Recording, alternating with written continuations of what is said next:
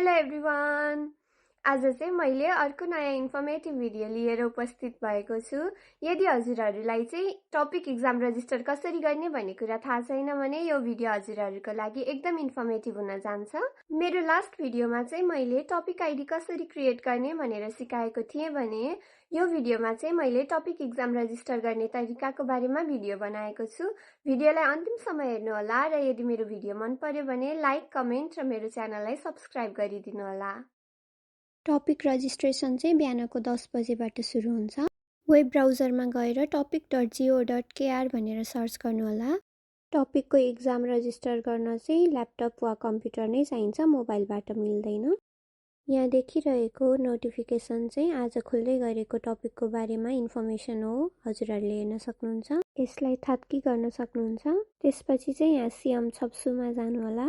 अनि यहाँ भेरिफाइङ देखाइरहेको छ, सक्सेसफुल देखाएपछि छप्सु फारोखागीमा जानु होला।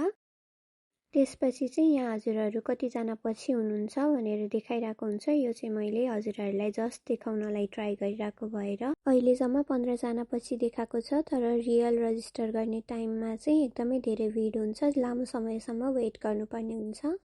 अब यसपछि आफ्नो आइडी पासवर्ड राखेर लगइन गर्नु होला। लगइन गरिसकेपछि टपिक आई कि टपिक आइआई रजिस्टर गर्ने भनेर सोध्छ। टपिक आई भनेको चाहिँ लेभल 1 र 2 हो, अनि टपिक आइआई भनेको चाहिँ 3, 4 एन्ड 5 लेभलसम्मको रजिस्ट्रेसन हुन्छ। मैले टपिक आई चुज गरेँ। यहाँ हजुरको नाम र बर्थडे देखाएको हुन्छ। सिम्पली बक्समा चेक गरेर थम थान्गेरो गर्नु। नेक्स्ट स्टेपमा चाहिँ हामीले एक्जाम सेन्टर चुज गर्नुपर्ने हुन्छ। एउटा नजिकै भएको युनिभर्सिटी सेन्टर चुज गर्नु होला र थम गर्नु होला। अनि यहाँ देखाएको हरेक बक्समा चेक गर्नु होला। अनि त्यसपछि हजुरको फोटो सहित रहेको हजुरको सम्पूर्ण इन्फर्मेसनहरू देखाउँछ। यहाँनिर खुक्का भनेको ठाउँमा चाहिँ नेपाल चुज गर्नु होला र मौगुक भनेको ठाउँमा चाहिँ नेपाल चुज गर्नु होला। छुयबमा चाहिँ यदि हजुरहरू हाक्सिङ हुनुहुन्छ भने हाक्सिङ चुज गर्नु होला र यदि हजुरहरू वेसावन हुनुहुन्छ भने वेसावन चुज गर्नु होला। यहाँ चाहिँ टपिकको बारेमा हजुरले कहाँबाट थाहा पाउनुभयो भनेर सोधेको छ। सिम्पली इन्टरनेट चुज गर्नु होला। अनि त्यसपछि हजुरले टपिक दिनुको मकसद के हो, उद्देश्य के हो भनेर सोधेको छ। हजुरले सावेथुङ्गा प्रोग्राम चुज गर्न सक्नुहुन्छ। अलिकति तल स्क्रोल गर्नु भएपछि यहाँ चाहिँ हजुरहरूले खेल चाहिँ कसरी गर्ने भनेर सोधेको छ। अनि यहाँ खासाङ फेछा चुज गर्नु होला र तलको बक्सलाई चेक लाउनु होला।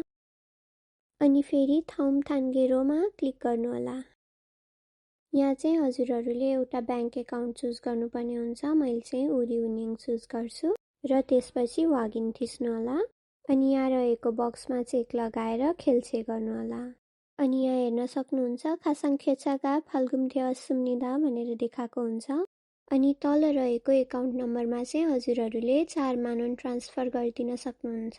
यहाँ तल रेड अक्षरमा चाहिँ थाङ्गिल यरान्सी ओसिप खुब उन्काजी भनेर लेखेको छ। यसको मतलब चाहिँ हजुरहरूले रजिस्टर गर्नुभएकै दिनको रातिको 11:59 भित्रमा तिरिसक्नुपर्छ भनेर भनेको हो। यदि त्यो टाइम भित्रमा चाहिँ हजुरहरूले पैसा पठाउन भ्याउनु भएन भने चाहिँ हजुरहरूको एक्जाम रजिस्ट्रेसन अटो क्यान्सल भएर जान्छ। अब यहाँ वागिनमा थिच्नु होला। यति गरिसकेपछि हजुरहरूको टपिक एक्जाम रजिस्टर भइसक्यो।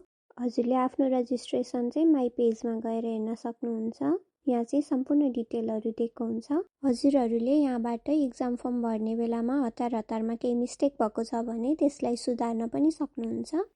र यस्तै गरी हजुरहरूले पनि आफ्नो टपिक एक्जाम रजिस्टर गर्न सक्नुहुन्छ। मेरो भिडियोलाई अन्तिमसम्म हेरिदिनु भएकोमा धेरै धेरै धन्यवाद। आगामी दिनहरूमा पनि यस्तै नयाँ इन्फर्मेटिभ भिडियोहरू लिएर उपस्थित हुने नै छु। आजको लागि यति नै। Thank you for watching. Bye by.